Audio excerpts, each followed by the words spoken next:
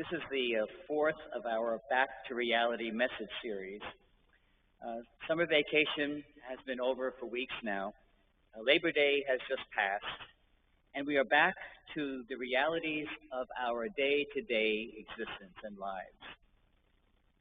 Getting back to reality can be difficult, but it can also have a positive effect in our lives. It really gives us a chance to step back and to regroup, to take a look at the directions we're heading in life. Even perhaps to focus in on our priorities in life. We've taken the past 4 weeks to refocus our attention on some of the next steps to discipleship. Remember, Next Steps was the message series that we introduced about a year ago. Today's readings give us another chance to revisit a few more of these steps to discipleship. The things each of us can do to strengthen our relationship with God and with one another. Our readings today have something to tell us about service and being engaged in an open and welcoming community. In our second reading, St. James reminds us that we are to be a welcoming church to all people, showing no partiality to the rich over the poor. I remember in my first parish, right after I was ordained, I was in one parish that was in the suburbs. And one Sunday, the gospel reading was the Last Judgment reading from Matthew 25, verses 35 to 41. We all know that when I was hungry, you gave me food. When I was thirsty, you gave me drink. A stranger, and you welcomed me. So we had a liturgy committee in the parish that planned the liturgies for each Sunday. And they decided to invite a strange priest that no one would know. It was someone who was a teacher at the GTU, Graduate Theological Union in Berkeley, to come and to dress like a disabled person, not a disabled person, but a person who was down and out in life. He wore raggedy clothes, dirty clothes, had his hair mussed up, and had a beard on put a little alcohol on his clothing so he could smell a little bit. And it was during the responsorial psalm that was being sung that he starts walking down the center aisle of the church, kind of staggering a little bit as he pulls onto the pew. And he goes and sits in the first pew of the church. Now, there was a woman that was sitting there, and she's kind of the pillar of the church. But she got up and moved. And then at the gospel reading, he gets out of his pew and walks up to the ambo here and proclaims the gospel. And then he shared how he felt welcomed in this community, who prided themselves on how welcoming they were. Oh, they had all these they had greeters before greeters were even a word in the church. They had greeters at the doors, and they had all these beautiful programs going on, welcoming everyone, welcoming committees, and so forth and so on. And they took pride in that they were very welcoming. But he shared with them how unwelcomed he felt. You know, it's easy to be welcoming to our own kind, isn't it? But what about those who are different than us? What about the homeless, the immigrant, those who look different than we do, and those who think different than we do? St. James, in today's reading, says it like this. If a man with gold rings and fine clothes comes into your assembly, and a poor person in shabby clothes also comes in, and you say to the poor one, stand there, or sit at my feet, have you not made distinctions among yourselves to become judges with evil designs? Now, there are many ways that we can serve in the church. We just got to take our bulletin home and see all the wonderful things that are happening here as far as ministries are concerned. But our primary call to serve begins with recognizing Christ in other people and welcoming Him into our midst.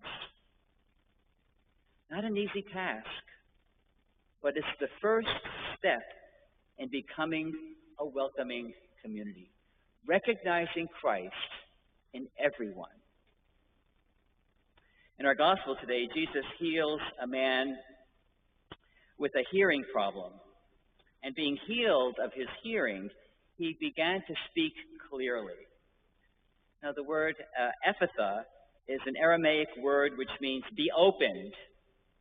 And today, I think we need to hear those healing words of Jesus to be opened as we journey on the road to discipleship. And a good place to begin to be open is with our ears. Our first reading from the prophet Isaiah is a prophecy on the Messianic age. Talks about the coming of the Messiah, what will happen at the coming of the Messiah. One of the things mentioned is that the ears of the deaf will be opened.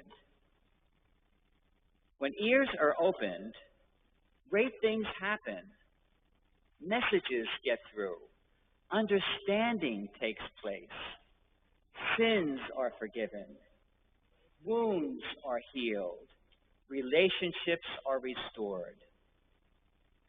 Picture a world where the earplugs of class, race, and nationalism have been removed.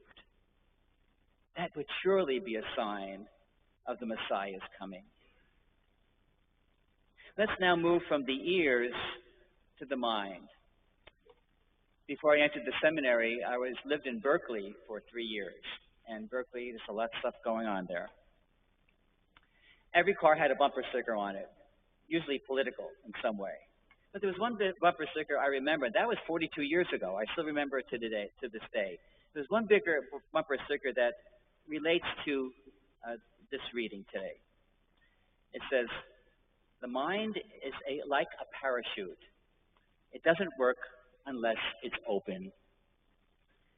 And what we hear demands on what we think. So often what we hear depends upon what we're thinking. For example, suppose you and I have a dispute. You believe one thing and I believe another. And if I'm absolutely sure that my point of view is the correct point of view, I cannot possibly hear what you are trying to say. We need to hear Jesus say to us, be open. In every disagreement, consider the possibility that we might be wrong. When your spouse sees it one way and you see it another way, remember, you could be wrong. When your children have one opinion and you have another, remember, you could be wrong. Being human means we all have deep convictions. But the appeal made by Jesus in our gospel reading today is to have an open mind. Without that, we can never, ever change. And without change, we can never fulfill our Christian call. Because we are all about change as a Christian community. Finally, we move from the ears to the mind to the arms. When we cannot agree with those we love, we can at least embrace them. There is healing power in that. Never stop embracing the people that we love. Touch is a sign of acceptance and healing. Have you ever noticed how often Jesus touched the people that he healed? On one occasion, he touched the leper, which was really in violation of the Jewish law, but he did it anyway. In today's gospel, he touched the man's tongue. Now, I'm not recommending that we do that, but a hand on the shoulder or the touching of someone's hand can bring about healing. That's why in the sacrament of the sick, we lay hands on people to invoke the Holy Spirit to bring healing, physical healing, but also to bring spiritual healing to that person. That's important. Whenever I go to the hospital and pray with someone, I always touch their hand to say to them that they're not alone, that Christ is with them because the church is with them. Our scriptures today have real meaning for you and me. They tell us to be open to seeing the presence of Christ in everyone, and to have open ears, minds, and arms while engaging in the lives of people. This is the reality of our Christian faith and the reality of being a disciple of Jesus. It's time to get back to reality.